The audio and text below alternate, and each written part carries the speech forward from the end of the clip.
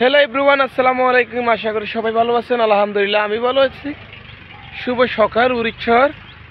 রাত্রে এখানে ছিলাম, তো রাত্রে থাকার পরে যে দেখতে পাচ্ছেন আমার মামা শ্বশুর বাড়িতে ছিলাম, তো এখন আমাদের দেশের উদ্দেশ্যে আবার রওনা হয়ে গেছি।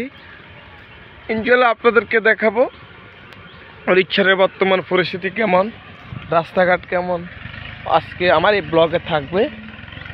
তো আসলে যেহেতু আজকে আমি কোনো বাইক নিয়ে আসতে পারি নাই, আমাকে মনে হয় ক্লিয়ার দেখা যাচ্ছে কিনা, দেখা যায় কিনা অবশ্যই বলবেন আপনারা।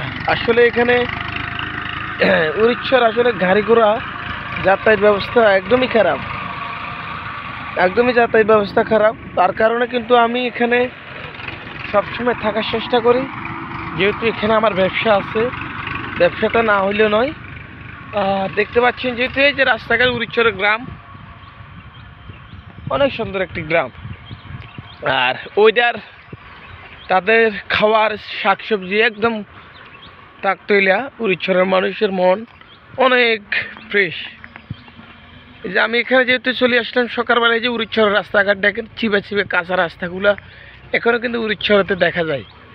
তো চলে আসলাম যেহেতু আজকে 2 দিন উড়িষ্যার। এখন দেখতে পাচ্ছেন দেশের উদ্দেশ্যে রওনা। ইনশাল্লাহ সবাই দোয়া করুন আমার জন্য। আর সবসময় যেন আপনাদেরকে নতুন নতুন আমি কন্টেন্ট দিতে পারি, ইনশাল্লাহ আপনাদের মাঝে তুলে ধরার চেষ্টা করতে পারি। ইনশাল্লাহ আপনারা অবশ্যই আমার জন্য একটু দোয়া করবেন।